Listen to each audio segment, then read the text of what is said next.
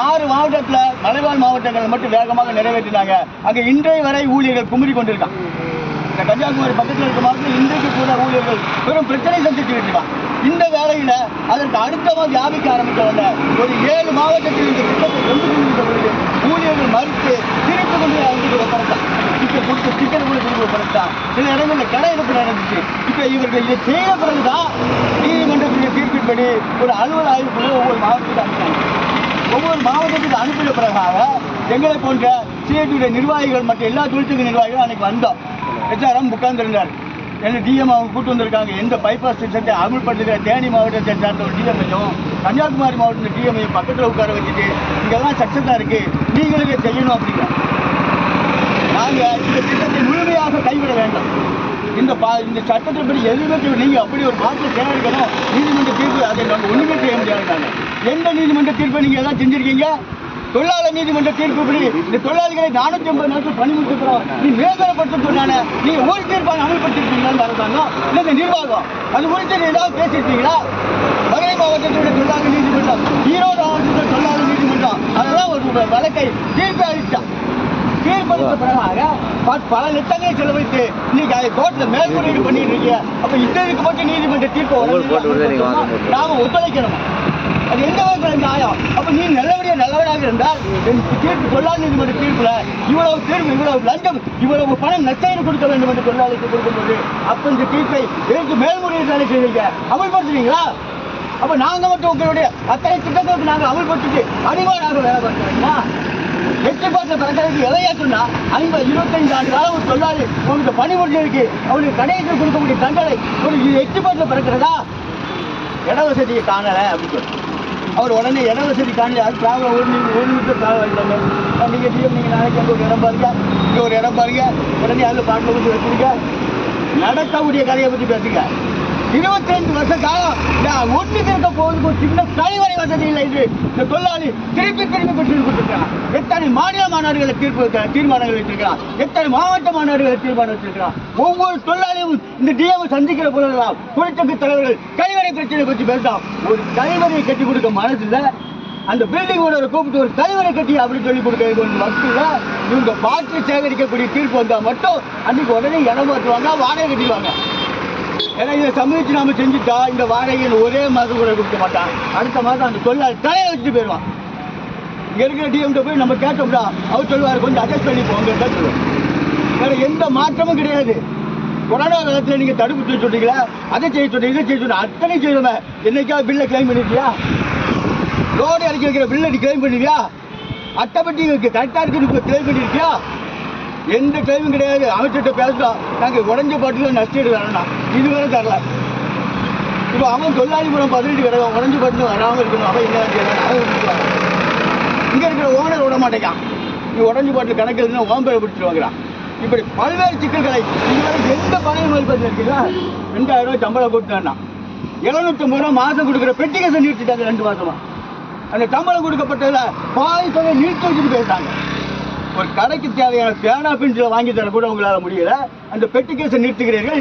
நீங்க இடவசதி தேடி கொடுத்து ஒரு கடையை 10 லட்ச ரூபா டவுன்ல ஓடுது. அந்த டவுன்ல ஓடுற அந்த கடையில் 10 லட்ச ரூபாய்க்கு கிட்டத்தட்ட 5000 பாட்டில் ஒரு நாள் சேரும். 5000 பாட்டில் அந்த கடைக்குள்ள வச்சா எங்க இருந்து அவன் நகழுவான்? எந்த இடத்துல மனிதனுக்கு வேலை பார்ப்பான்? அடுத்து எந்த பெட்டியாக கொண்டு அடுக்க முடியும்? இல்லை டவுன்ல இன்னைக்கு நீங்க ஒரு இடவசதி பார்க்குறீங்க, பாட்டில் வைக்கிறதுக்கான ஒரு குடோனியை கொடுத்தீங்க, 50,000 வாடகைக்கு குறைஞ்சி டவுன்ல நீங்க எவ்வளவு கொடுத்து வாடகை கொடுப்பானா அந்த நிர்வாகத்துக்கு? அப்ப இவர்களுக்கெல்லாம் என்ன நிலைமை நினைப்பு இருக்கு? எதனாலும் இவங்க செய்வான், எதனாலும் இவங்க தலையை தூக்கி வைக்கலாம் அப்படிங்கிற நினைப்புல, அப்படிங்கிற ஒரு மமதையில தான் நிர்வாகம். அடுத்து சொன்ன பணியாளர்கள் நாங்கள் குறைவா இருக்கோம், எங்களுக்கு இந்த திட்டம் செயல்படுத்த முடியாது, ஏற்கனவே நாங்கள் டிவைஸ் பண்ணும்போது அது பிரச்சனை இருக்குன்னு சொன்னா உடனே ஒரு 15 பேர் குழுவில் இருக்கான். இந்த 15 பேருக்கு உடனே ஆர்டர் போட்டுக்க, இந்த 15 பேர் 152 கடைக்கு சரி பண்ணிடுவாங்க. நீங்களாம் ஒரு அறிவு ஒரு 15 பேராக ஒரு கிட்டத்தட்ட ஒரு 6 கடைகளை புதிதாக தரப்புகளுக்கு கூட ஊழியரை நியமிக்க முடியாமல் நிர்வாகம் திணறி கொண்டிருக்காரு. எங்களுக்கும் தெரியும் என்ன நிலைமையில் உட்காந்துருக்காங்க. நீங்க கணக்கெடுங்க, 1 லட்ச ரூபாயில எத்தனை பேர் வேலை பார்த்தா, எத்தனை பேர் டிவைஸ் பண்ண, அவன் எவ்வளவு தூரத்துக்கு ஸ்கேன் பண்ணுறதுக்கு எத்தனை தடவை குனிஞ்சு நிற்கணும், லோடு வந்து அவன் எத்தனை பேர் வேணுங்கிற தொழிலாளி வேணுங்கிறதை நினைத்து பார்த்துக்காரு. உங்களுக்கு பணிச்சுமை நாங்களும் செய்ய மாட்டோம், நாங்கள் ஸ்டிக்கர் ஒட்டியே அங்கேருந்து கொண்டு வந்துடுவோம்.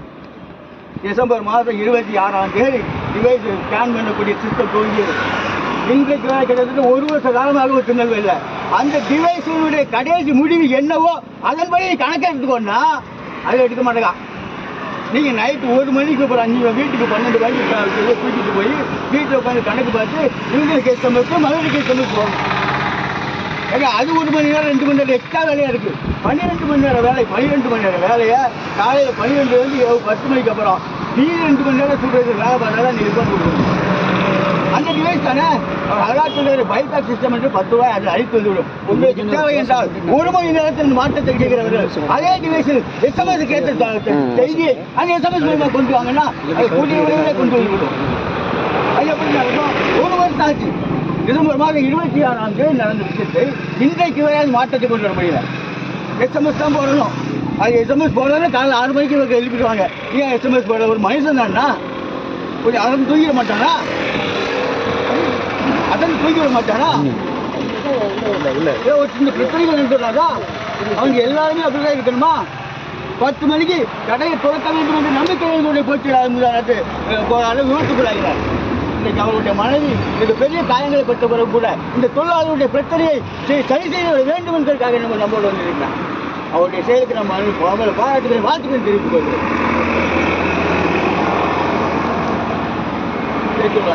இப்படியெல்லாம் இருக்கக்கூடிய அத்தனை திட்டத்திலையும் எச்சி பாட்டில் பிறகு 25 வருஷத்துக்கு அப்புறம் தொழிலாளிகள் பயன்படுத்த நினைக்கிறேன். என்ன விதத்திலும் காயம் நீதிமன்றத்துக்கு அப்பீலுக்கே போக முடியாது.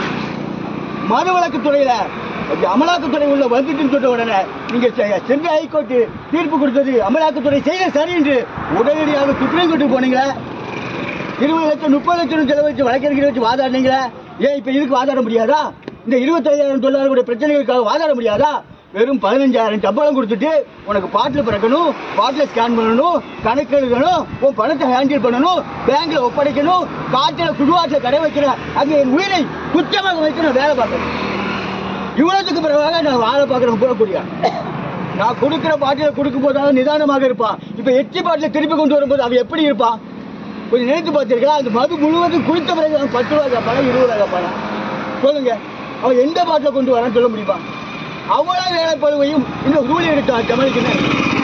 அவர் என்ன நினைக்கிறான்? பேண்ட் போட்டு பைக்கில் அலையிறான். இவன் சும்மா தானே இருக்கான். அவனுடைய மனசு அப்படி இருக்கு. அவன் எவ்வளவு மன உளைச்சலோடு வேலை பார்க்கிறான்.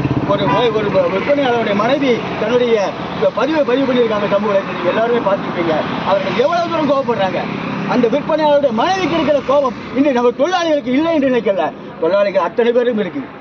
அவங்கள மொபைல் பண்ணி கொண்டு வருவதற்கான நேர அவகாசம் எங்களுக்கு சரியா கிடைக்கவில்லைங்கிறது தான் காரணமே தவிர மற்றபடி எந்த விதமான மாற்றம் இல்லை. இந்த திட்டத்தை தமிழக அரசாங்கம் இத்தோடு கைவிட வேண்டும். நான் அவுட் சோர்சிங்க பண்ணு, நீ என்ன சோர்சிங் வேணாலும் பண்ணு. நீ பாட்டில் பிறகு பார்கார்டை போட்டேன், பார்கார்டுக்கு கான்ட்ராக்டில் எழுதி கொடுத்துருக்கேன். பாட்டி சேகரிப்பதற்கு தான் வந்திருக்காங்க.